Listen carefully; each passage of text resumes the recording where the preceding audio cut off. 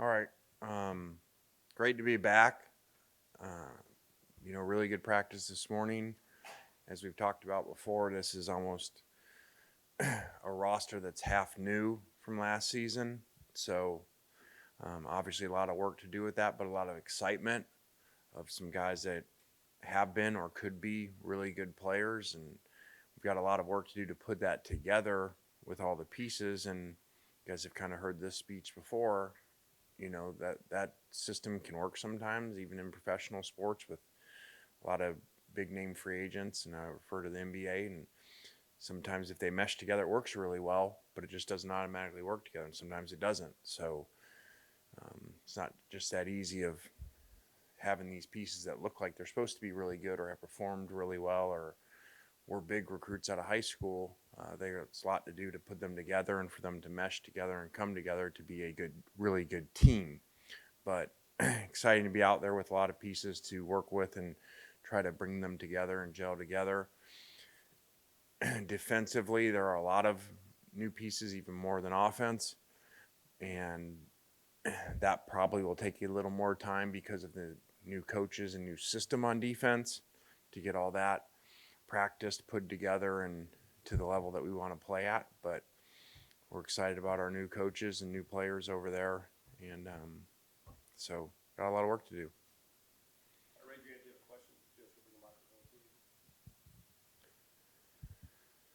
Lane, just your first impressions of the quarterbacks today and where that room kind of stands right now. Yeah, all four guys out there, getting reps, rotating through with all the different units. So that's definitely as deep as we have been here to have that much competition and a lot of different ages. With all the way from a guy who's 23 to a guy that was, supposed to be a sophomore in high school. So it's neat to have all those guys together, to be able to work with and to have that much talent. And also,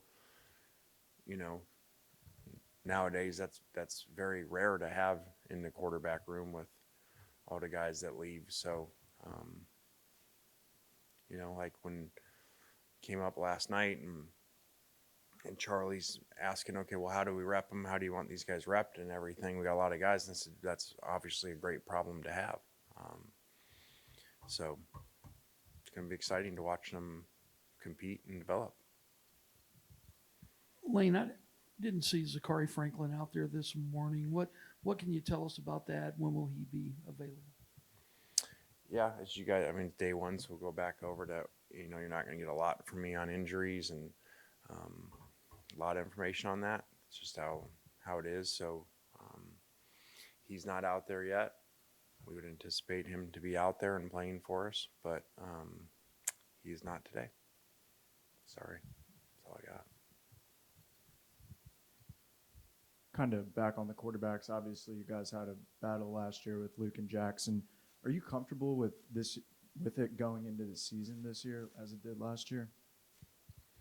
I would prefer for it not to. I've always said that. I always think it's better to have your guy, but you don't want to risk choosing the wrong one. And so there are times, at least two I can remember, where we've gone into a season not knowing for sure. So we've used some games, our first game, to help gather the information to make the decision, because it is obviously don't have preseason games. So it is hard to judge, and people make the wrong decisions all the time, even with preseason games at the next level. So I just try to be really careful of saying, okay, well, that's the guy, and then you haven't seen him even play in the game, with you, and with the current team. So ideally, no, we would not go into that. But if it doesn't show itself, then I feel like you have to.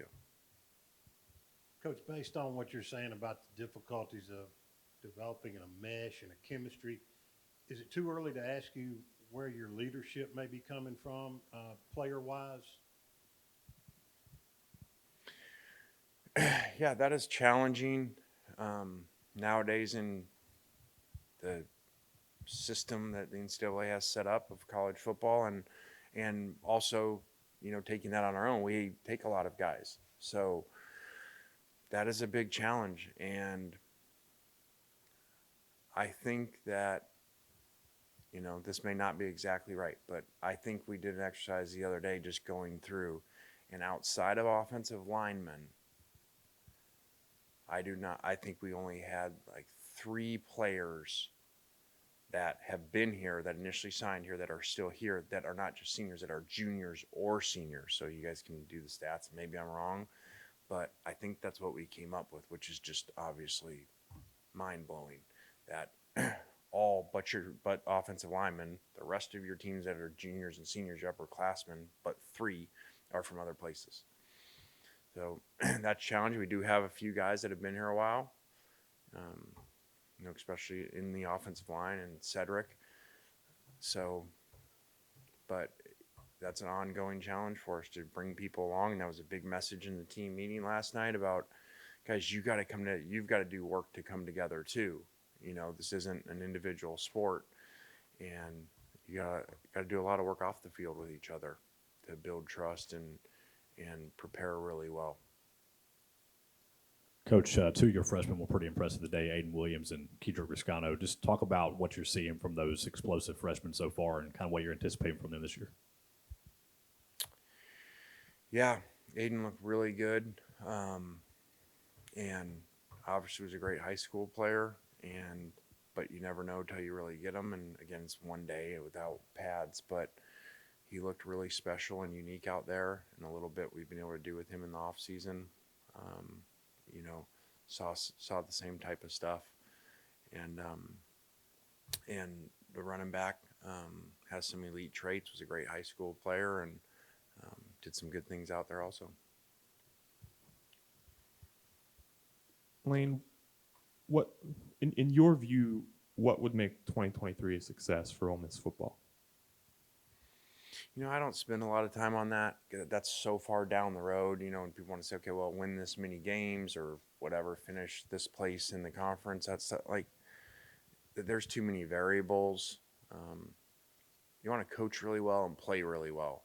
And sometimes that means this many wins, and sometimes the ball hits the upright and doesn't go in, or a ref misses a call. So I know at the end of the day, it's about wins and losses, okay?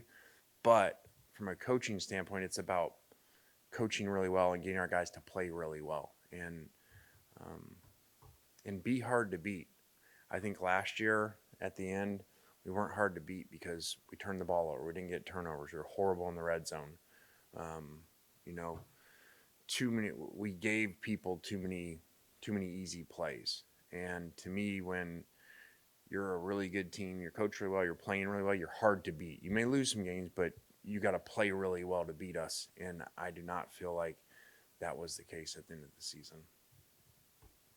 Lane, now that you've had a spring and a summer with Pete Golding, what's he bring to the table for your staff? Pete's really smart, great recruiter, high energy, really like being around him, and what he brings, he's still young, but what he brings to the guys about coaching really great players and coaches the coaches really well too, which is sometimes young guys struggle to do. They're just scheme guys. So I've been really impressed by him, as has everybody that's worked with him. Kind of going off of that, I know you were talking in the beginning about the defense being a work in progress, and we're talking to Cedric and Prince at Media Days, he talked about the challenges of adjusting to multiple schemes and all that. I know this is the first day of fall camp, but with things carrying over from the spring with some of the players that were there, how satisfied are you with the progress made as far as schematics and trying to adjust to it?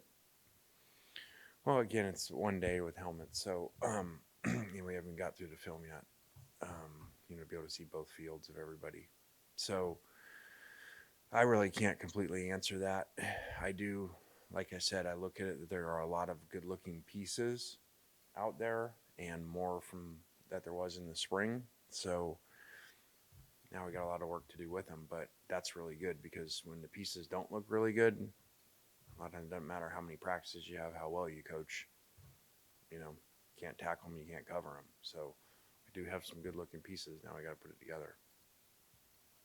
Lane, how difficult is it now to be a head football coach in the college game with the transfer portal and everything?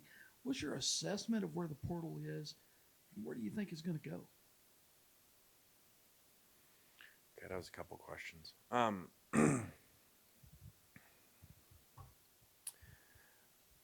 I think it's extremely challenging. And again, I'm not complaining about my job because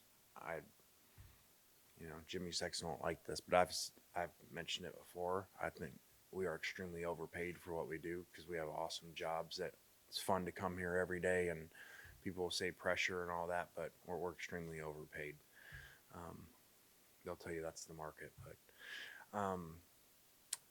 it's really challenging now because it's really hard to build a team and it's really hard to build a program because every year is so new, and I've been vocal about it. Now, so don't get me wrong. Again, just because I say it's not a very good system that's in place with the portal and NIL combined and not really good regulations around it, we still maximize it. We still utilize it as much as anybody, and because those are what the rules they have in place.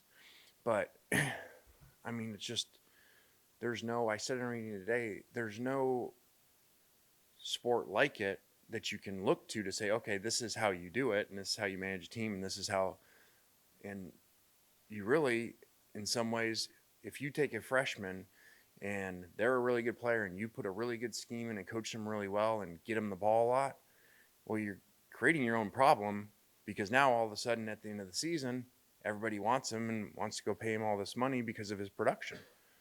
So that doesn't happen. Usually your rookies, they play really well. You've got them for their rookie contract. So it's very challenging. And the parts I don't like is you get away from X's and O's sometimes. I mean, we're still here the last few days. Our roster's not even done yet. We're still in a couple guys potentially here that maybe practicing tomorrow that aren't here today. I mean, that's not normal. And so it's just really unique. Lane, to that point, obviously media days, your kind of center of your talking points was the NIL and the transfer portal. Just from that day after you kind of were on that stage and the time since, what kind of has been your reaction from people and maybe your thoughts on the comments others have had or criticisms to those statements? Yeah, I mean, I'm okay. It is what it is. People are going to, when you sit up here and talk for a while, they're going to take little parts of it and cut down the paragraph or the sentence, and then it plays different than what you're saying. So, to be clear, and like I mentioned just earlier, it's a really bad system, like I said. Okay, I didn't say all of college football's broke. I didn't say that. I'm talking specifically about two things, the portal and NIL, and them coming together at the same time basically a couple years ago, and it not being thought out of the issues that come around that. So, but at the same time, we're still trying our best to utilize whatever rules they are, and I think our collective does a great job. So again, I wasn't complaining about anything here. I was just talking about the system that's out there. Walker Jones, our collective, our donors have done a great job.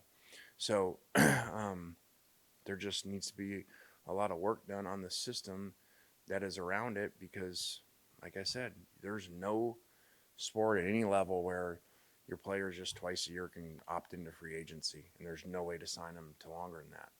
And again, I never complain about the money that they get. Just you should be able to have longer contracts. It looks like, I know you can't comment specifically about recruiting, but it looks like you're having more success with high-level high school guys now than maybe you did when you first got here even a couple of years ago. In an ideal world, are you landing more of those guys where you become less dependent on the portal? Ideally, yeah. I think that is the blueprint to win over a long period of time is not to redo your roster every year through the portal, in my opinion. You're going to have ups and downs doing that. No different than if you rebuild all the time through free agency and don't draft well. So that is not the ideal way to do it. I'm just maximizing the situation we're in. Each year changes depending on where you're at, what your situation is, how many guys went in. But I don't know. If you, again, I can't talk specifics. If you see better players are signing here out of high school now, I think maybe it's a couple years of having on-field success, especially a really good run for, a year and a half until the end of last year. Like I told our guys, every year is different, and we didn't play well down the stretch, but at the same time, too, guys, we're 8-1 with the ball in the red zone to beat Alabama to go to 9-1. So there were some good things being done there, and I think recruits have seen that. And so I do feel like we are getting better high school player attention now. We'll get questions up top. Lane, you talked about all kind of the turnover on the team, and on defense, there's obviously been a lot of that, as you mentioned. I think last year it was something around like 3 guys who were brand new from the portal that started the majority of the games for y'all. This year it could be much more than that. When you combine that with a brand new defensive coordinator, are you on closer to the side of, a little worried, or how confident are you in that group because everyone's so new? Yeah, I'm like you guys know, I'm realistic in my answers. Yeah, I'm worried. I mean, I have nothing to say. Okay, I haven't seen them perform together. New coordinator, a lot of new staff, and a lot of brand new players. So, yeah, that's a high level concern. Now, I'm excited about the pieces, the coaches and the players, but that's a long way from them playing really well together and knowing what to do and not blowing coverages and fitting every run right and things. So, but I'm very excited about that. And it just is what it is. I always say you can't follow the book that was written 100 years ago, how to coach. You got to evolve and adjust. Well, this book has dramatically changed because I looked out there at one point today. I remember like we went out and the unit that was out there, and because I'm kind of, looking at it, it is so new, especially on that side of the ball. And there was 11 defensive players out there and 1 signed here out of high school. So, is what it is.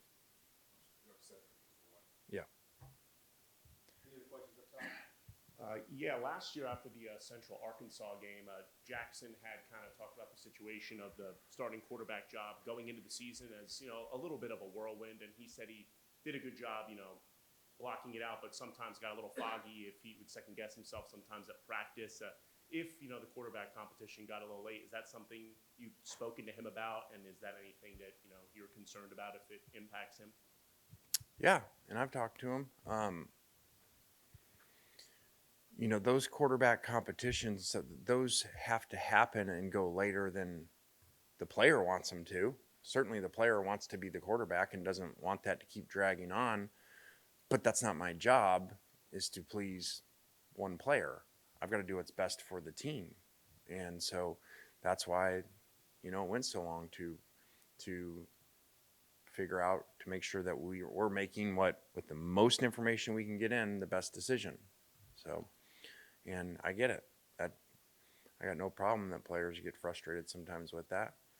But I think we communicate really well with them so that they understand what's going on and why we're doing the things that we do. Any more questions down low? One more. Just your thoughts on the new facility, and has it brought any more motivation to the players, team, just program itself? Yeah, it's awesome to, being here. Again, donors did a great job raising the money to build it. And, we were in the transition period a long time, all last season being over there. And even our players, they really haven't had a locker room for a long time. So, it's really exciting. And I'm sure that falls into that, success you say you're seeing with high school recruiting too. Because these ones prior to this came and visited and didn't see anything, they just saw drawings. So now it's real. All right, thanks, guys. All right, guys, thanks.